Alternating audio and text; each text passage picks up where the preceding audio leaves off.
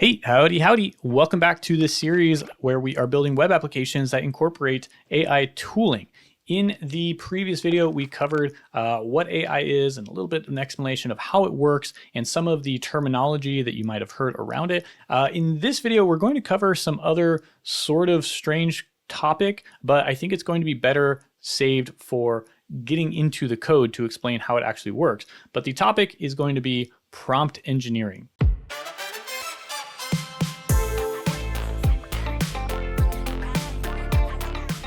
Okay, I really hope that you've come up with your own sort of creative concept for an AI app to build.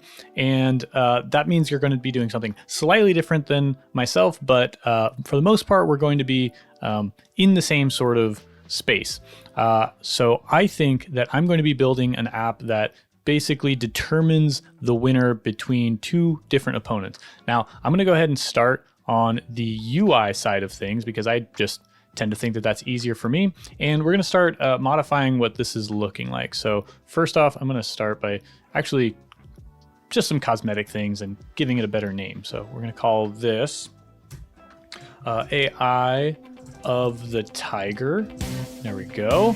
And then I'm going to add a little paragraph here. Whoops, paragraph that says an AI bot that will determine who would win in a fight between ...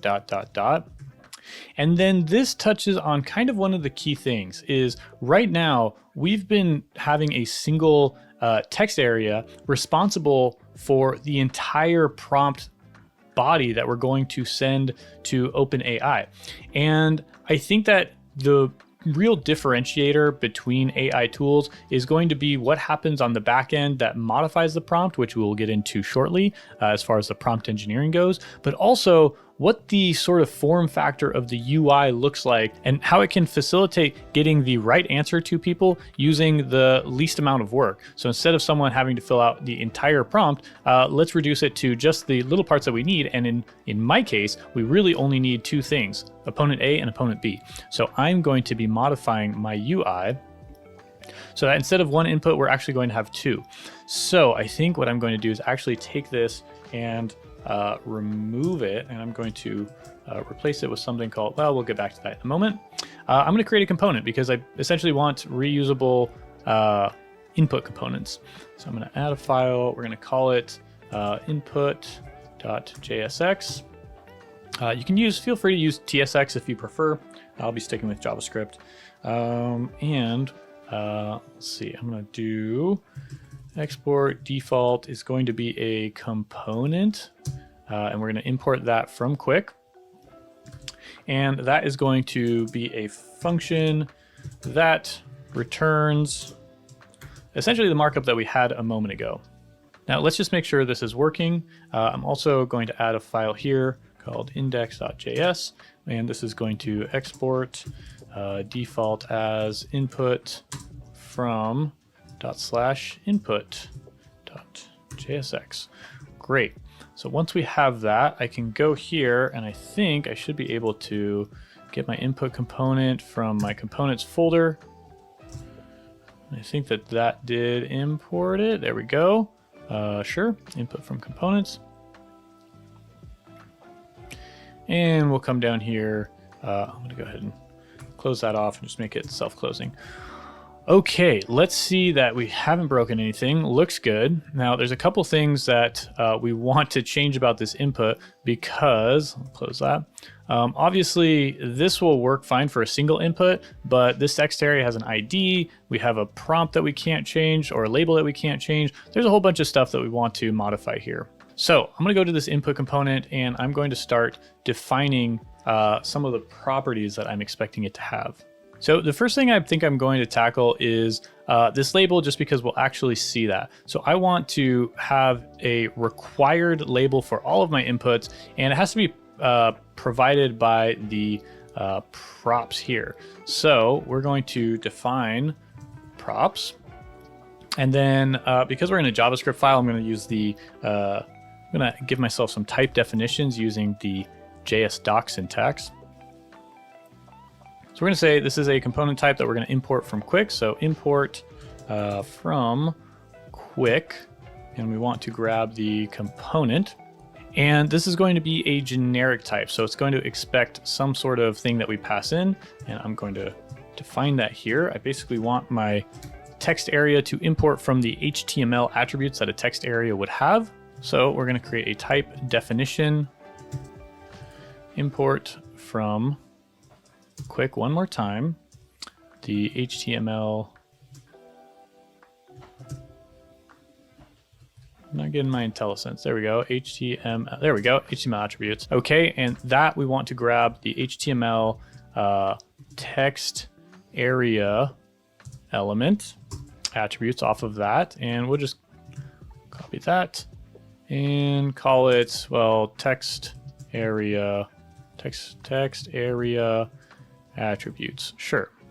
So that's our type definition that basically inherits from the HTML text area attributes. Then we can put this back in. We can plug that into this component. So it will assume that this is a component that has props associated with the HTML text area attributes. So at this point, I should be able to say props dot, and sure enough, there's all the auto suggestion for the text area attributes. However, I do want to define custom props, so I'm also going to append a custom object that is going to have a label, which is not normally on a text area. That's going to be a type of string, and that is required. Now, if this syntax doesn't make sense to you, don't worry about it. This is just to provide some type annotations for me. Now, there's just one thing missing here, and that is that I put this in the wrong spot. This should actually be, the component should have the text area attributes as well as this object. So this little angle bracket should also be wrapping around that. Cool. So now with that in place, we should be able to find props.label. Sure enough, there it is. And with that in place, we can replace this prompt here and call it props.label. Awesome. A lot of extra work for just a little bit of extra benefit here. But the nice thing is now if we come here, we can see that we get a little red squigglies because we've done something wrong here. So what's it telling me? It's saying probably that the label is missing. Yeah, sure enough, label is missing. So we're going to give it a label. And this is going to be opponent 1. Okay, let's see how that works. Opponent 1 looking good. Now that covers the label. The other thing that every input should have is a name. So I'm going to say that props as well as the label has to have a name, which is a type of string. And I also want essentially for any sort of attribute that's added to this label to be inherited onto the text area. So I'm actually going to do this trick where we just say props, and that's going to spread all of the props that are passed in from the parent onto the text area here, which means that since we're saying name is required, it will definitely be part of props. So we probably don't even need to define it here. Okay, we'll hit save with that. And now this is complaining again because it's missing a name. So I'm going to say name equals opponent 1. Great. Now, something that every input needs as well for the label to work is the ID. So this is kind of interesting because we could do something like ID is also a string, but then I find it kind of annoying to have to pass an ID to my input when I use it, because actually that's not super important for users. Users don't care, and that is only really important for machines. And if it's important for machines, they probably don't care what the ID actually is. So what we'll do is actually randomly generate one. So I'm going to say ID equals, and then I need a random string generator. So you can look one up. You can ask ChatGPT if you want. I keep one in a repository called github.com/austingill/utils. There's this JS section, and then we just have random string here somewhere. Cool. Awesome. Grab that, paste that. We'll go back to our code. We'll go into the root of the source folder and add a utils.js file. Then paste that there. And it's basically a function that takes a certain amount of length, optionally allowed characters, and generates a random string. So pretty obvious, hopefully. Now what I want to do is also import random string. So random string from utils, perfect. And I'm going to say that that is JS. Cool. So ID is going to equal random string. We'll give it a random string length of 6 or something, or 8. Sure, why not? Let's say const ID equals that. And we will replace this with the ID. We'll associate the for attribute with that ID. And I believe that should mostly work. So we no longer need this ID here. But the only problem here is if a user wants to optionally add an ID explicitly, then we do want to support that. So we're going to say that the ID is actually going to equal props.id. And if it's not defined, then we'll use that random string. Now, because that is now an optional property, we can make that optional. And that solves that problem. And now there's one more thing, is we probably don't want this text area to have any content in it, unless of course it's provided here. So I might want to do something like provide the value for it. So we're going to say value might be something. So let's say that if we want a value, we'll take it off of props.value, but that's undefined. So we have to define it here. Value is a string, and that's obviously not going to be required. So it's an optional thing. And that's complaining at me about something. I don't think that's actually a problem. And what we have here is now I want to provide a value, which is going to be the first opponent. So we'll come back to that in a moment. So let's see if everything's working correctly. Looks good from the UI perspective. Looks good for that. Yes. Label, sure. Name. Looks good from that perspective. So that means that what I can do is actually, I'm going to throw this inside of a div with a class of grid. We'll say gap of 4. And then I'm going to put that in there, put that down there, and we're going to copy and paste that. So we end up with 2 inputs, one for opponent 1 and one for opponent 2. It's looking good. That's not quite what I had in mind. Let's go grid gap 4 and then grid calls 2. I think that's correct. There we go. Perfect. I'm going to give this a little bit of margin top too. Margin top of, let's say, 8. Yeah, that's looking pretty good. Now, just because this might come up a lot, I don't really love having to write this for every single component that I may have. So both this HTML attributes and this component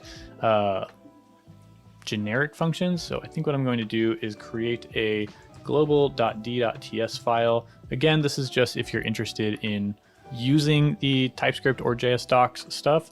So we are going to declare global, an export of type, and I want a component. It's not going to help me find that. So, okay, we're going to import type component. There we go. And I'm going to call that as a Qwik component, and then HTML attributes as QH. There we go. Qwik, and then we're going to export component, which is going to be a generic type, which is equal to the QC of that type, and essentially the same thing. HTML attributes is going to be QH. Okay, get rid of that, get rid of that, and this way we can essentially just remove the imports there. A little bit cleaner, a little bit nicer. Now, this is as far as I'm going to take this input component. Obviously, we have it called input, but it's actually a text area. So one thing I like to do is have a single input component that can handle all sorts of different inputs. So the standard input type, radios and checkboxes, file inputs, and things like select drop downs. So I like to do that. If you are keen for another challenge, I would encourage you to have some sort of conditional logic in here to handle that. One other problem, if you're looking for an additional thing, is if we look at these inputs, we can see that we have things like the label on here. Now that is not a traditional HTML attribute. And the reason is because we have it defined in props, it's going to be passed in props, and we aren't actually removing it from the props when we do the spread here. So if you want, you could find some other challenge where you separate the non-HTML attributes into one object and then include all of the HTML attributes as another object that does get spread in as the props. Just a thought if you want an additional challenge.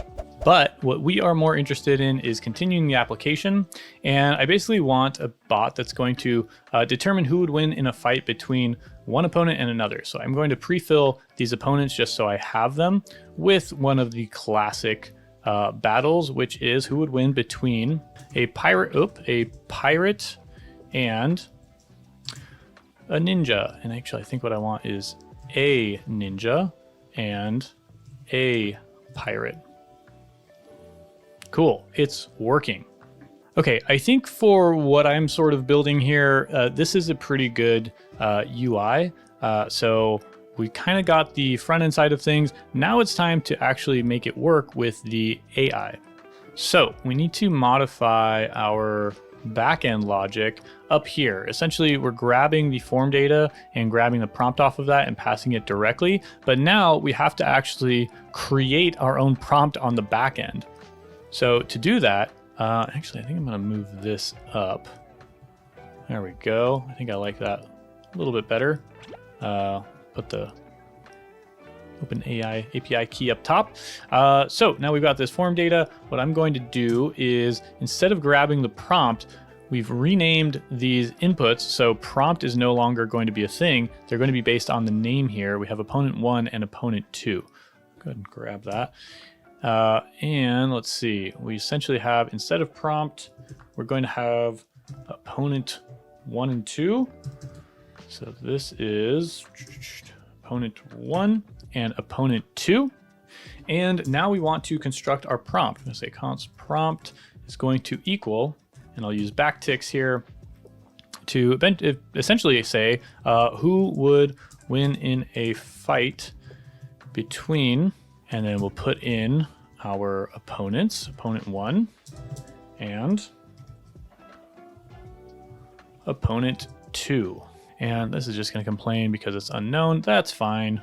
Okay, so let's see how it works. We're going to submit this and say, as an AI language model, I can't predict hypothetical fights or determine definite winners. However, it's worth noting that pirates and fictional characters, blah, blah, blah, pirates and conflict, pirate ninja would depend on various factors. Not particularly helpful. It's kind of taking the stance of saying, I'm an AI model, so I don't really know.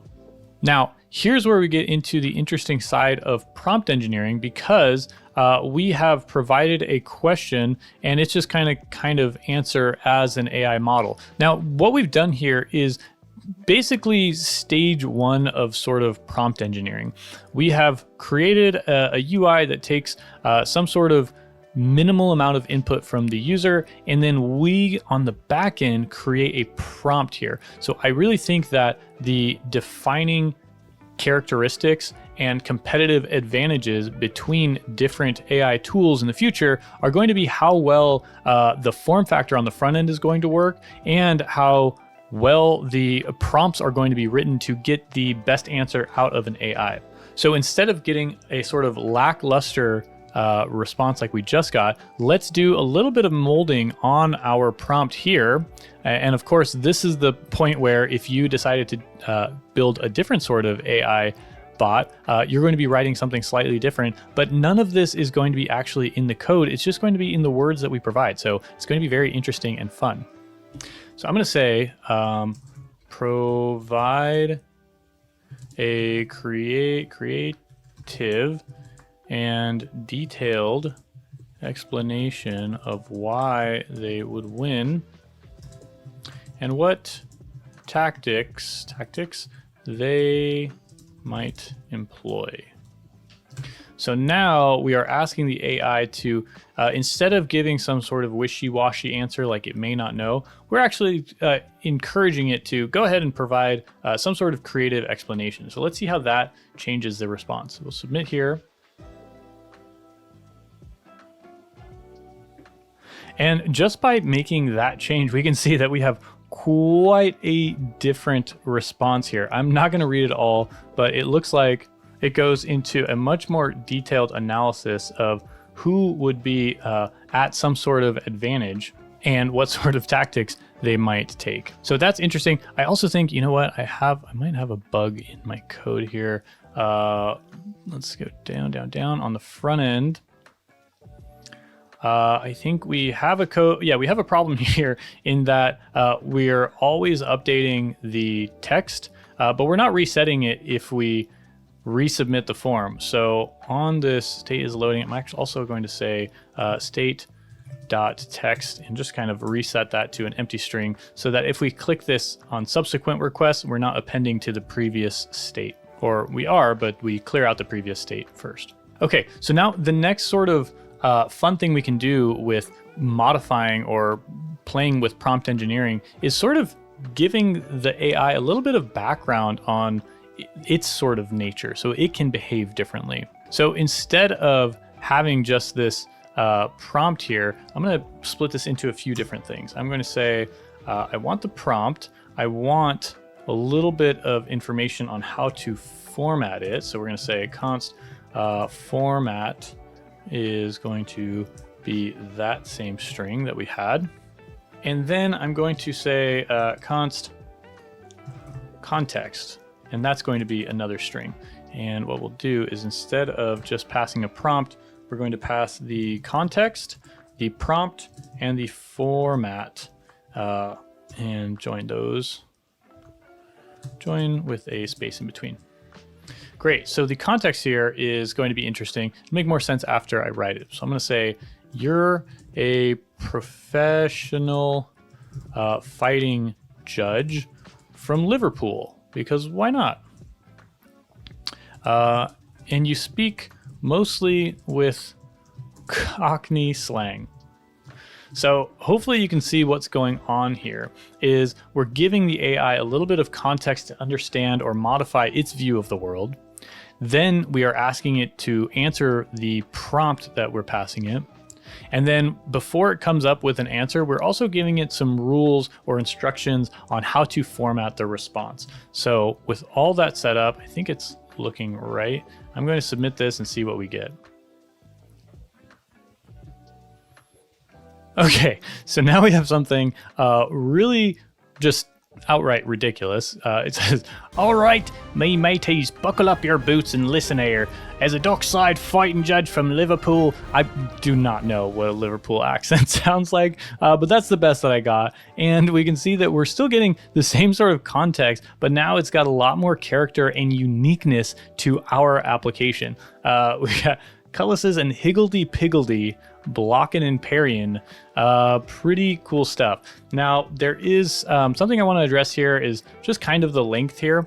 And so I'm going to make a couple of changes because something that's worth understanding with these AI tools is what are called tokens. So I'm going to come back to my code and I'm going to change something in the actual body of the request that we're going to pass to OpenAI. Now, notice that we're not going to be modifying the prompt anymore, but we have a couple things that I want to change. I'm going to do something called max underscore tokens, and I'm going to set that to something like 500. So let's take a moment and understand what exactly tokens are. Understanding tokens is a pretty crucial part to working with AI APIs, and one of the best places to learn about them is probably straight from the source. So OpenAI has a help article where they explain exactly what tokens are and how to count them. So a rough explanation is that one token represents about 4 characters in English, or about 3/4 of your average word. And that's kind of a hard to grasp sort of concept, but it's important to roughly understand what that means because tokens are what are used to count how much your API usage accounts for And tokens count for not only what the AI presents to you, but also what you send to the API. So the other thing about tokens is, as we mentioned before with the different models that are available, different models have different limits on how many tokens they can use. And once again, since that is across both the input and the output, you have to be aware of the limits of the tokens for your specific model. And once again, we have to be aware of the pricing, of course. So that's as far as I'm going to get into explaining what tokens are, but essentially what you can do is set the max number of tokens so that one, you don't end up using a ton of tokens and costing yourself a lot of money on these API requests. So now if we go back and we look at the result here, we'll see how this has changed. And that was probably not a good example because it's that much shorter. So I'm going to limit this even more and say that I want to say a max token limit of 300. And we'll submit that. Okay, so this is kind of interesting because now we can see we have limited the output of the AI response, but we also kind of find ourselves in a place where it wasn't quite finished with the thought. So this is probably more of an issue with the prompt and not so much with the tokens. Now, one more thing I do want to explain here is, in addition to max tokens, something sort of related to the output that you should know about is the temperature. Temperature is a value between 0 and 1, 0 being a low temperature, 1 being a high temperature, and temperature representing how random you want the output to be. So if you remember from the previous video where we discussed how AIs sort of work, it's all based on some sort of likelihood of the probabilistic answer. And by setting the temperature higher, we can increase the entropy or randomness of what that answer looks like. So in our case, we were getting some pretty random answers. I'm just going to see what this looks like. So I'm going to see what happens when we submit this with a higher temperature. Again, not a whole lot of noticeable difference because after all, we had a pretty random response before, but that is something that I thought would be worth mentioning in case you're running into a lot of these non-deterministic outputs still being pretty similar. So rather than fixing this at the configuration level, I think we're going to have to fix this at the prompt level. And this is the thing that actually is surprisingly tricky and takes a lot more time than you would expect to get right. Because after all, we're no longer in the realm of working with code that maybe has one or two ways to do things the right way. We're just working with free-form text, which can be finicky. So in my case, I think instead of saying provide a creative and detailed explanation of why they would win, I might say something like, who would win in a fight between this and this? Only tell me who the winner is, why they won, and what they did. Okay, let's see what this does. Okay, this is a little bit better because it does say a lot more clearly who would win and why. It's still a little bit more verbose than I would like. So let's maybe keep this to only tell me who the winner is and a short reason why.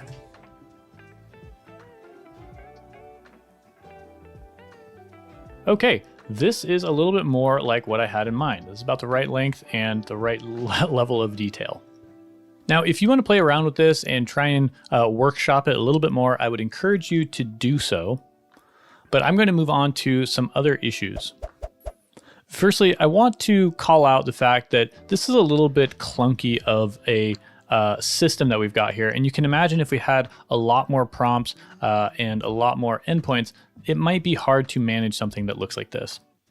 And that's why I want to introduce a toolchain called LangChain, which currently in this very new and constantly shifting world of AI seems to be the leading toolchain around creating prompts. They have a Python module and a JavaScript language module. And I just want to show off some of the features so you can get a little introduction to dip your toes. Particularly some of the interesting things are around how it can be used to help you generate prompts using templates. So we are going to restart our app, but we're going to npm install LangChain, and we're going to start taking advantage of it. Okay, and once it's installed, we can npm run dev one more time and open up our code. And, well, I don't know where that came from, but that's weird.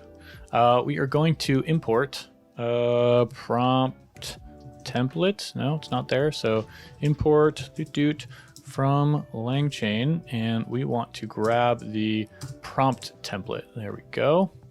Okay, so what this is going to allow us to do is basically say const, and I'm going to say prompt is going to equal a new prompt template. And then we're going to provide that with an object where we have a template, which is going to be a string. And then we're going to have some input. Did I mess that up? Where is it? There we go, comma, there we go. Input variables, which is going to be an array. Now, how is this going to look? Well, we're actually going to pass in sort of this entire template into this prompt template. So I'm going to start over here, and I'm going to say the template is going to be this string, and then it's going to go ahead and contain this string as well. So as we're combining this into one string, it's going to contain this one as well. And then I'm going to replace these variables by removing the $sign. So it's just going to be sort of returned to being just a string. Now I'm going to pass that template in here as the template. And then we need to provide the input variables. And the input variables are going to be the names that we use here. We can call this whatever we want, but we're sticking with opponent 1 and opponent 2. And we're essentially just going to pass these as names, named strings, so that we can tell this prompt template what to look for in this larger string template that it's going to do the replacing for us. This will make sense in a moment. Because once we have this prompt template, maybe I'll go ahead and just call this prompt template. Whoops. Okay. And then what we can do is we can generate our prompt. So we can say const prompt is going to equal our prompt template. And then we're going to format it. And what it is going to expect is essentially a replacement value for the input variables that it's searching for. So it is going to be expecting one input variable called opponent 1, and we are going to assign that to the value that we have generated up here of opponent 1. And then it's going to look for an input variable of opponent 2, and we're going to assign that to the value we have of opponent 2. So there's a lot of mixture of names here. I'm just going to simplify this by saying if this was O1, then I would replace that here, and I would replace that here. But opponent 1 would be the value. And same for opponent 2 there, there, and there. Hopefully that makes sense. But the reason why we're doing this, we're getting a little bit more code, but the value here is that now we have a single template and a single prompt template, which can sort of coexist and can be moved around and shared around. And then in our business logic, all we need now, let me even, pull this guy out and move it up here. And there we go. And there, now we have something that we could export or share with different endpoints. And then only the part that needs to handle the business logic can take the input that we want. So it's a nice way to clean up our code. Now we have the prompt here, and this actually returns a promise. So this should be await the format. And now that we have the prompt, we no longer have to sort of manually come up with our own system for generating this prompt. So I don't know about you, but I think this is a much simpler and more maintainable way of managing prompts. Now, it's worth mentioning that this is not the only benefit that LangChain offers to us. They also have some nice tooling around managing the memory if you're building a chat application that needs to do more back and forth. In our case, we're just sending one request and getting one response. But in a chat, you need to remember what the previous conversation was about, as well as things like caching or handling timeouts or canceling some requests, using rate limits and dealing with errors. So again, this is just a tip of the iceberg introduction to LangChain, but it is definitely worth looking into if you want to go more deeply into building AI applications. Okay, now there's one last thing that I want to do before we close up today, and that is it would be really cool to have some sort of animation or something that shows who actually won more clearly instead of having to read the response super closely. So in order to do that, I think we need to have some sort of format that tells us who the winner was and then the description about what happened. Now, at this point, you might be thinking that it would be nice to have something like, I don't know, let's just say const response equals, and then if the response was formatted something like winner, and then it could be either opponent one, or opponent two. Oops, what is that? Go away. No, comma. There we go. And then the reason could be something like, blah, blah, blah, whatever, blah, blah.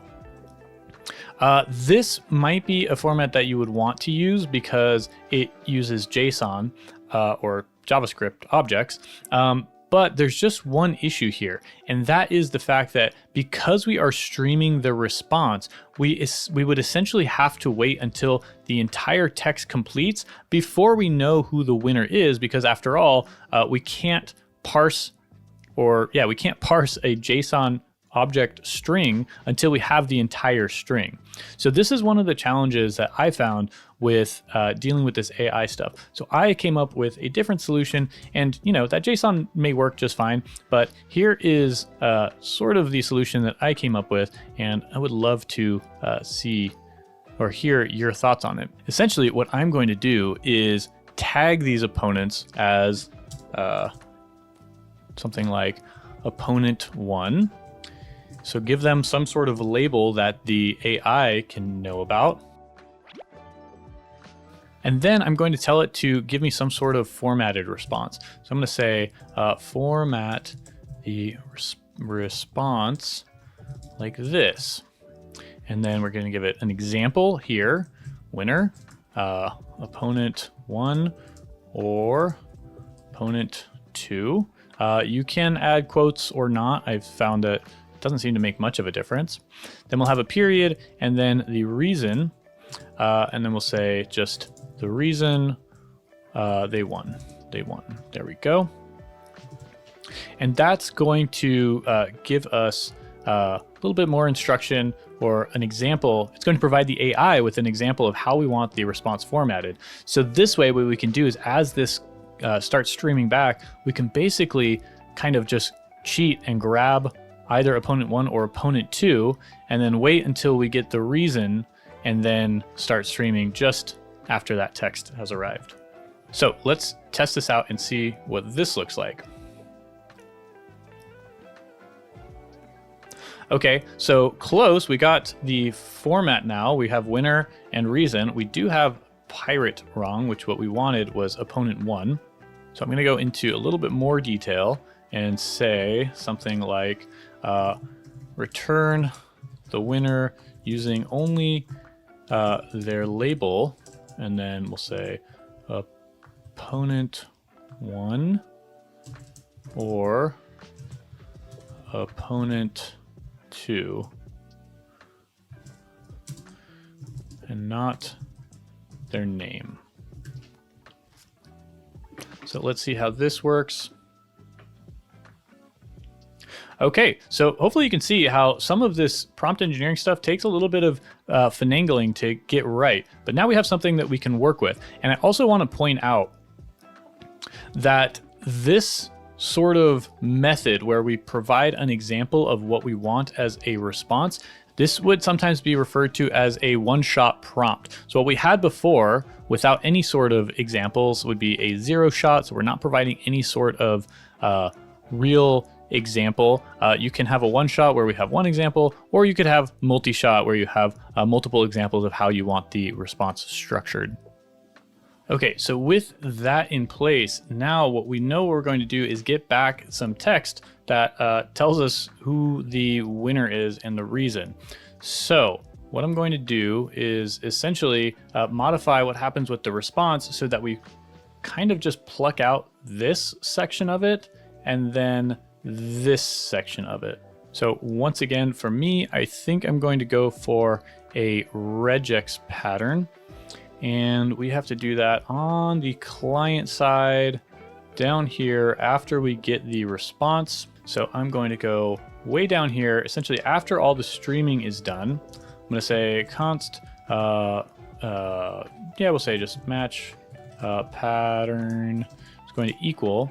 And yeah, I'm going to create a regular expression that's global and case insensitive, because we want to look for the text of winner, colon, potentially some white space. And then I'm going to create a capture group that's going to capture the entire next word, which should be either opponent 1 or opponent 2. And then there should be a period, and then also a white space character, which I don't know for sure that it's going to be there or not. And then we're going to have some text that says reason, colon, and then another white space character that we expect to be there but may not, and then all of the text after that. And I think I actually don't necessarily need the capture group. The only thing I'm really interested in is the winner. So I think I'm just going to grab winner pattern. And then I'm going to say that const match equals the winner pattern dot exec. And we're going to call that against the state.text. So we'll get the entire pattern of the state and hopefully just grab the winner out of there. I probably could go ahead and simplify this because we don't need the reason. So I think, yeah, that should probably be enough. So next we set up the state, we set whether it's loading or not. We also need to know who the winner is. So we'll add another little piece of state here and set that to empty. And when we initiate the submission, in case we had a winner before, we want state.winner to be empty once again. And then down here, we'll say something like state.winner equals, and then if we have the match, if it's not null and it has a length, then we'll set it to match at the position 1 index. So that would get us the capture group of the winner. And then we'll go ahead and set that to lowercase because, again, we don't know what the AI is going to give us back. It could be uppercase or lowercase. And if it's not defined, then we'll go ahead and leave it as an empty string. Okay, now I'm going to see how this works. We're going to see if we can actually get the winner, let's say after the form. We'll just kind of put it in there. So let's see what we got here. We submit this, it's submitting, it's going to think about stuff for a while, it's going to get an answer, and it's going to give us the winner that we were looking for. Perfect. Now we want to do some sort of winning celebration, in this case for opponent 2. So it's no coincidence that I conveniently named everything opponent 1 or opponent 2. So what we're going to do is when we have a winner, we're going to say const winner input is going to equal, and we'll do a search on the document for query selector. And we're going to do a search for what we have here is a text area. We're going to do a search for a text area whose name matches the state.winner, because that's what we are going to look for. We're going to either get state.winner is either going to be opponent 1 or opponent 2, and that's going to match the text areas for our inputs. Now, lastly, what we're going to do is say if there is a winner input, because there is a possibility that we get something bad from the AI and we don't actually have an input on the page. If we have that winner input, then, well, we'll do something with it. But for now, what I want to do, we have the state.winner. Okay, let's do a little bit of styling on these inputs. And I think essentially what I want to do is sort of the same thing on both of these, is I'm going to give it a class and equal to, and I think what I can do is pass an object where we're going to give it some sort of class name and then a condition, whether it's true or false. So I'm going to give it a class name of rainbow, and then we'll just set that to true for now. So I want to create this class first. So I'm going to open up my CSS file, root global. Here we go, global.css. Now down here, I'm going to do this really quick because this is going to take a little bit of writing, and I think don't need you to necessarily follow along. You can do something simpler, or if you want, you can copy and paste from the deployed code on GitHub. Essentially, we're going to do this rainbow class, rainbow.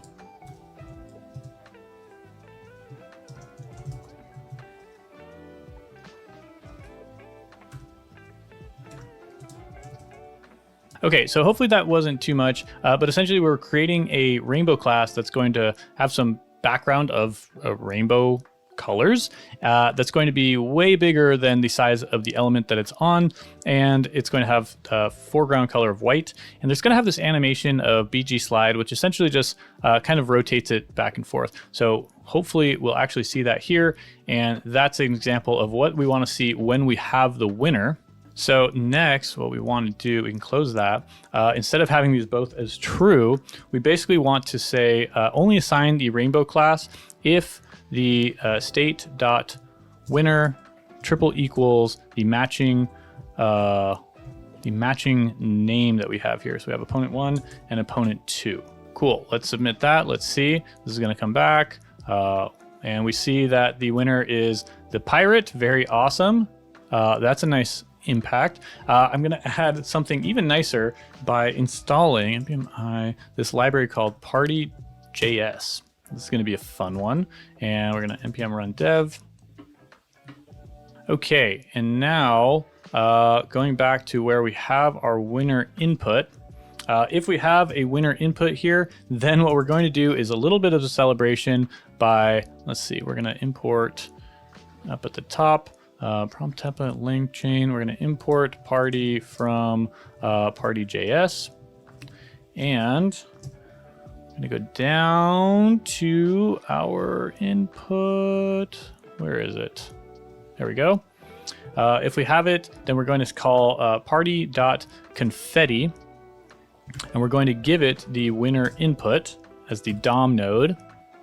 And then we're going to add a little bit of options here. I'm going to give this a count of 40. Careful not to do too many of these, otherwise you could really eat up some of the browser memory. I'm going to give this a size of 2 and a spread of 15.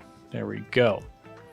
Okay, let's see what we've got so far. I'm going to submit this.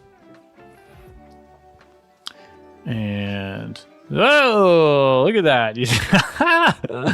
That was too good. That's so fun. I love it. Okay, now a couple other things I want to deal with here is I don't want to actually show the formatted text. We just want to show the actual reason. So I'm going to make this a little bit easier. We could have the reason similar to how we did the winner, but honestly, it's not so important that we do that, I don't think. For the time being, what I'm going to do is just make this simple. Instead of showing the entire state.text, I'm actually just going to show after a certain number of characters. And I think if I remember correctly, it's like 29. It's basically the length of winner, colon space, opponent 1, period, space, reason, colon space, and then we want all of the text after that. And I think that's 29 characters.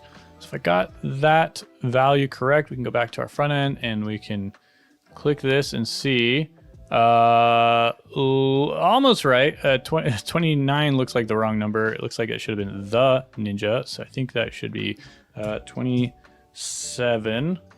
Let's do this one more time and see.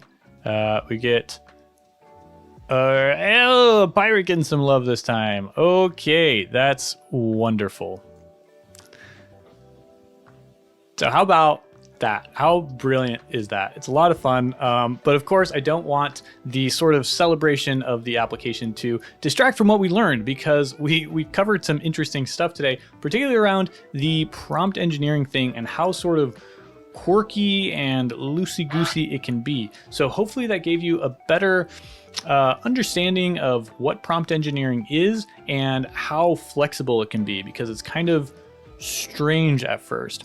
I do believe that becoming a good prompt engineer is going to be something that will serve you well in the future if you're going to be doing anything with AI, because I think that is going to be one of the differentiating factors when building applications. That, and of course, the form factor and the UI should be natural, good user experience for people working with your application. In the next video, we're going to start wrapping up this project, but not before we do a little bit more API work and start playing around with AI image generation with it, which itself is fun and quirky and fascinating. So I hope you stick around. If you want to be notified when that video comes out, be sure to hit the subscribe button so that you get that notification. And as always, if you learn something interesting or you just like the way that I talk or my sweet mustache, be sure to hit that like button so that I know.